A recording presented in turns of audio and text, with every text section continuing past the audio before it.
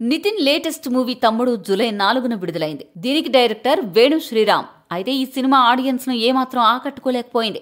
దీంతో మొదటి రోజు చాలా తక్కువ కలెక్షన్స్ సాధించినట్లు సాక్నిక్ వెబ్సైట్ ప్రకటించింది.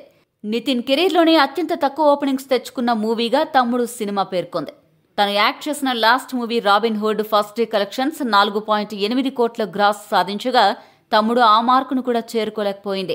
భీష్మ, రంగ్దే సినిమాల తర్వాత సరైన హిట్ లేకపోవడంతో ఈ ప్రాజెక్టుపై నితిన్ చాలా ఆశలు పెట్టుకున్నాడు.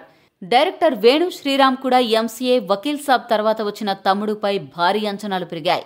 కానీ వారిని తీవ్రంగానే నిరాశపరిచింది. దీంతో మొదటి రోజు కేవలం 4 కోట్ల గ్రాస్ మాత్రమే బాక్సాఫీస్ వద్ద సాధించినట్లు పలు వెబ్సైట్లు ప్రకటించాయి. అయితే కలెక్షన్ల వివరాలను మేకర్స్ అఫీషియల్ గా అనౌన్స్ చేయలేదు.